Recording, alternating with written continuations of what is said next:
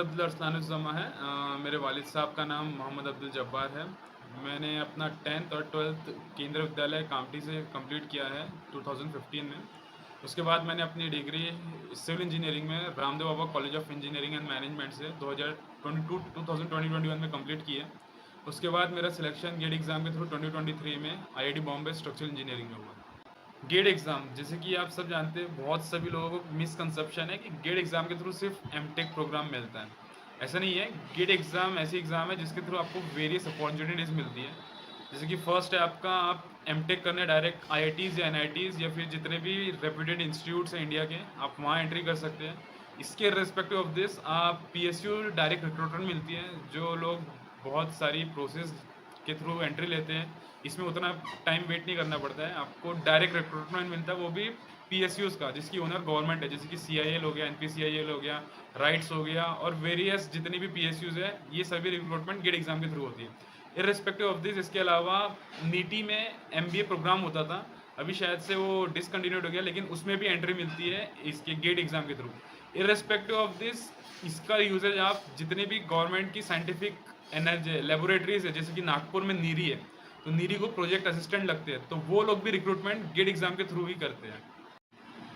अब जान लेते हैं गेट एग्जाम के लिए एलिजिबिलिटी क्राइटेरिया क्या क्या है। इसको इंजीनियरिंग बैकग्राउंड के 3rd ईयर या 4th ईयर वाले स्टूडेंट्स अपीयर कर सकते हैं। और इससे जो आप पीएसयूज में रिक्रूटमेंट लेते हैं, पीएसयू होती है पब्लिक सेक्टर अंडरटेकिंग्स, जो जिसकी ओनर गवर्नमेंट होती है, तो उसके लिए बेसिक क्राइटेरिया है 60 to 65%। Most of the PSU 60% allow कर देती है, लेकिन कुछ कुछ पीएसयू 65% अलाउ करती है। अब जान लेते हैं कि गेट एग्ज़ाम का पैटर्न कैसा होता है। तो गेट एग्ज़ाम बेसिकली 2 सेक्शन में डिस्ट्रीब्यूट होती है। फर्स्ट होता है टेक्निकल और सेकंड होता है जनरल एप्टीट्यूड और मैथमेटिक्स का। तो टेक्निकल में आप जिस ब्रांच को बिलोंग करते हैं उससे रिलेटेड पार्ट आता है। जैसे कि आप सिविल इंजीनियरिंग से है तो सिविल का टेक्निकल आएगा, मैकेनिकल से है तो मैकेनिकल का टेक्निकल आएगा, इलेक्ट्रिकल से तो इलेक्ट्रिकल का आएगा, कंप्यूटर साइंस है तो कंप्यूटर साइंस का टेक्निकल आएगा। और जो 28 मार्क्स होते हैं वो डिस्ट्रीब्यूट होते हैं, 13 मार्क्स मैथमेटिक्स का आता है और 15 मार्क्स जनरल एप्टीट्यूड का आता है। गेट एग्ज़ाम का जो कंडक्टिंग मोड है वो ऑनलाइन मोड है। इसके बेसिकली सेंटर्स होते हैं, आपको सेंटर्स पे जाके एग्ज़ाम अपीयर करना पड़ता है। अब बेसिकली इसका कट ऑफ देख लेते हैं कि इसका हर साल on an average 25 to 30 marks के बीच में कट ऑफ डिसाइड होता है। वो स्पेसिफिक ब्रांच के ऊपर डिपेंड करता है। ये कट ऑफ आपको क्वालिफाई करने के लिए होता है कि 25 मार्क्स के ऊपर अबो हो तो आप क्वालिफाई हो, अगर से उसके बिलो हो तो आप क्वालिफाई नहीं रहते हो। और इन जनरल टॉप टीयर आईआईटीज़ के लिए आपको ऑलमोस्ट 1000 to 1500 रैंक चाहिए। जो टॉप टीयर 1 आईआईटीज़ है उसमें एंट्री करने के लिए, टीयर 1 में जो वेल स्टेब्लिश्ड आईआईटीज़ होते हैं वो आते हैं। आईआईटी बॉम्बे आता है, आईआईटी दिल्ली आता है, आईआईटी मद्रास आता है, आईआईटी खड़गपुर आता है, आईआईटी बेंगलोर आता है, आईआईटी रुड़की आता है। मुझे गेट एग्ज़ाम के बारे में बेसिकली मेरे कॉलेज से ही पता चला। जब हम लोग 3rd ईयर में थे तो हमारा कॉलेज हमारे लिए कुछ क्लासेस और कुछ एग्ज़ाम्स कंडक्ट करवाता था, जिससे हमको डिसाइड करवा सके कि हमारा करंटली स्टैंड कहाँ पे है। तो उसके थ्रू मुझे पता चला था गेट एग्ज़ाम के बारे में। फिर मेरा ही खुद का मन उसके अंदर और चला गया, तो मैंने गेट एग्ज़ाम की प्रिपरेशन एकदम रिगरसली स्टार्ट कर दी है। और इसके अलावा जो सिविल इंजीनियरिंग में इंडिया की one of the toughest exam है, मतलब इसके बियॉन्ड कुछ है ही नहीं सिविल इंजीनियरिंग के अंदर, वो है यूपीएससी की engineering services examination, ESC short में। तो ये एग्ज़ाम के लिए करंटली मेरा प्रिपरेशन चल ही रहा है और यही मेरा फाइनल टारगेट है अभी। अब मैंने गेट एग्ज़ाम सिविल इंजीनियरिंग से दिए, तो मैं गेट एग्ज़ाम में जो सिविल इंजीनियरिंग के सब्जेक्ट्स आते हैं और वेटेज और इम्पोर्टेंस कौन से सब्जेक्ट का वो एक ब्रीफ कर देता हूँ। सिविल इंजीनियरिंग्स के बेसिकली 10 सब्जेक्ट्स होते हैं, 10 से 12 सब्जेक्ट्स, जो कि आपका मेजर सबसे ज़्यादा कंट्रीब्यूशन होता है जियो टेक्निकल इंजीनियरिंग का। जियो टेक्निकल इंजीनियरिंग ऑलमोस्ट 15% रहता है। 100 मार्क्स का होता है तो 15 मार्क्स जियो टेक्निकल से आएंगे आपके। एनवायरमेंट ट्रांसपोर्टेशन भी बहुत मेजर सब्जेक्ट्स है, क्योंकि एनवायरमेंट ही इंडिपेंडेंटली 10 मार्क्स कवर करता है और एनवायरमेंट भी 10 से 12 मार्क्स कवर करता है। ये आपके कोर सब्जेक्ट है सिविल इंजीनियरिंग के। अगर से आपने ये 3 भी अगर सब्जेक्ट्स कंप्लीट कर लिए तो आप ऑलमोस्ट कट ऑफ तो निकाल ही दोगे एग्जाम का। इसके बाद आपके जो मेजर और सब्जेक्ट्स बचते हैं वो है आपके स्ट्रक्चर्स के सब्जेक्ट। स्ट्रक्चर्स में आपके 4 सब्जेक्ट्स बेसिकली काउंट हो जाएंगे। आपका है फर्स्ट ऑफ ऑल सॉम आ जाएगा, स्ट्रेंथ ऑफ मटेरियल्स, उसके बाद स्ट्रक्चरल एनालिसिस आता है, फिर स्टील आ जाएगा, उसके बाद आरसीसी आ जाएगा, रेनफोर्स कंक्रीट स्ट्रक्चर्स। और इसके अलावा वाटर्स के कुछ सब्जेक्ट्स होते हैं, जैसे कि फ्लूइड मैकेनिक्स हो गया, फ्लूइड मैकेनिक्स के बाद हाइड्रोलॉजी हो गया, आपका इरिगेशन हो गया, और सीपीएम पर्ट आपका प्रोग्राम इवेल्यूशन रिव्यू टेक्निक जो सब्जेक्ट्स है एक वो आता है। और उसके बाद छोटे मोटे सब्जेक्ट्स जैसे कि आपका बिल्डिंग मटेरियल से वो 1-2 मार्क्स का आता है, ये सब लीस्ट सब्जेक्ट्स है जो आपको, अगर आप तैयारी स्टार्ट कर रहे हो तो आपके जो मेजर फोकस होना चाहिए वो आपका जियो टेक्निकल, ट्रांसपोर्टेशन एनवायरनमेंट और इसके बाद स्ट्रक्चर्स के सब्जेक्ट। क्योंकि आपने अगर से ये कवर कर लिया आपके ऑलमोस्ट 50 मार्क्स कंफर्म्ड हो गए। अगर से आपके टेक्निकल से ही 50 मार्क्स कंफर्म्ड हो गए और आप एप्टीट्यूड में भी 28 में से 20 या 25 कवर करते हो तो आपका एक हाई रैंक बन सकता है।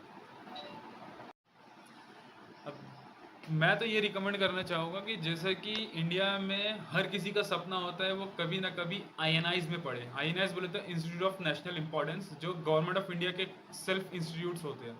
अब इसमें एम्स भी आते हैं, आईएम्स भी आते हैं, आईआईटीज भी आते हैं। आईआईटीज की बात करें तो टोटल इंडिया में 23 आईआईटीज है और उसमें भी टीयर 1 जो टॉप आईआईटीज है वो बेसिकली 4 आईआईटीज है। और उसमें से IIT Bombay one of the renowned IIT है जो सिर्फ इंडिया में नहीं ऑल ओवर द वर्ल्ड अपने आप को स्टैंड करवाता है। और जब आप आईआईटी बॉम्बे के बारे में सुनते हो तो आप सुने होंगे कि आईआईटी बॉम्बे से पैकेजेस भी अच्छे लगते हैं और लाइफस्टाइल के लिए आपको कॉन्टैक्ट्स भी अच्छे मिलते हैं। तो आईआईटी बॉम्बे एक ऐसा प्लेटफॉर्म है जिस पे आपको सिर्फ पढ़ाई ही नहीं बाकी कॉन्टैक्ट्स भी बहुत मिलते हैं, क्योंकि आईआईटी बॉम्बे का एक ऑरा अपने आप में ही सेट है। और इसके अलावा लाइफस्टाइल देखें तो आईआईटी बॉम्बे और आपको एक लेविश फील करवाता है क्योंकि वो पवई एरिया में है और आईआईटी बॉम्बे का कैंपस ही 550 एकड़ है, तो जो सब एमिनिटीज से फुल है। आपको वहाँ जाने के बाद ऐसा फील नहीं होगा कि आप बहुत दूर हो, क्योंकि वहाँ पे आपकी एक अलग ही फैमिली बन जाती है। अब मैं अपना स्टडी पैटर्न ही बता देता हूँ, क्योंकि मैंने घर में भी पढ़ाई करने का ट्राई किया लेकिन घर में बहुत सारे छोटे छोटे डिस्टर्बेंस और ब्रेक की वजह से फोकस कभी बैठता नहीं था। और कंसंट्रेशन और फोकस दोनों बहुत इम्पॉर्टेंट है किसी भी एग्ज़ाम को क्रैक करने के लिए। तो मेरे घर के पास ही जैसी लाइब्रेरी थी, तो मैंने स्टार्टिंग में ऐसा सोचा नहीं था कि मैं कंटिन्यूअसली लाइब्रेरी जाके ही पढ़ूँगा। मैंने कुछ ट्राई दिया है कि हफ्ते में 2-3 दिन घर पे पढ़ता हूँ, 2-3 दिन लाइब्रेरी चला जाऊँगा। तो जब मैं लाइब्रेरी गया तो मेरा आउटपुट एकदम से बढ़ चुका था, क्योंकि मैं घर में 6 घंटे पढ़ता हूँ तो मैं वहाँ 8 या 9 घंटे कंसिस्टेंटली पढ़ रहा था। तो जिससे मुझे आइडिया लगा कि यार घर में पढ़ने से अच्छा मैं लाइब्रेरी में ही जाके पढूँ। तो अगर से आप लाइब्रेरी में जाके पढ़ोगे तो आपका कंसिस्टेंटली फोकस भी बढ़ेगा और आपको डिस्टर्बेंस भी नहीं मिलेगा, क्योंकि वहाँ पे एनवायरनमेंट ही ऐसा रहता है। अगर से आप टाइम पास भी करना चाहोगे तो आपके बाजू वाला पढ़ रहा है, अगर से आपके बाजू वाला पढ़ रहा है तो आप सोचोगे यार ये पढ़ रहा है तो मैं टाइम पास क्यों ही करूँ। तो एक एक्स्ट्रा एज होती है जो आपको गियर करती है अगर से आप अपने फोकस से दूर जा रहे हो। तो मैं लाइब्रेरी कल्चर को हो सकता है कि आने वाले समय में और बढ़ावा भी दूँ, और मैं रिकमेंड करूँगा लोगों को कि लोग लाइब्रेरी में जाके पढ़े, ताकि आप अगर से भटके तो आपके बाजू वाला आपको थोड़ा बता दे कि भाई तू यहाँ पढ़ने आया है, पढ़ाई कर। मैं अपनी लाइफ में एक ही थॉट फॉलो करता हूँ जो मेरे सर ने मेरे को दिया था कि one man with full courage is majority.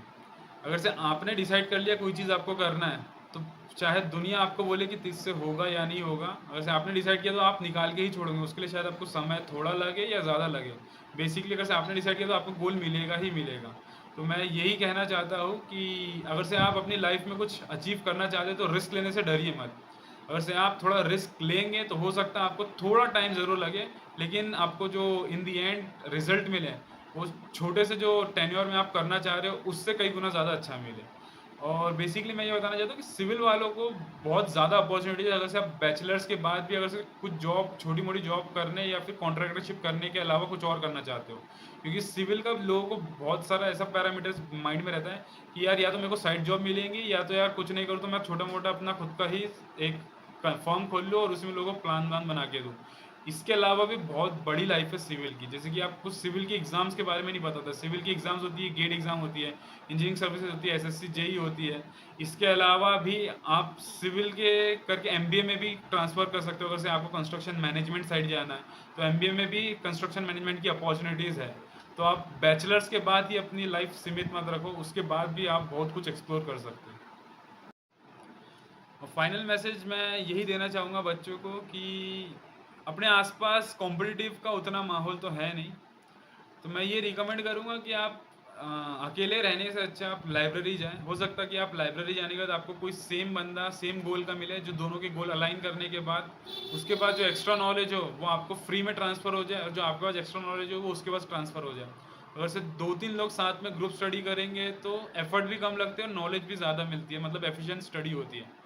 तो अगर से आप लाइब्रेरी जाएंगे तो लाइब्रेरी में हो सकता है कि आपको 2 घंटे देने के अलावा आधे घंटे में ही वही कॉन्सेप्ट समझ में आ जाए।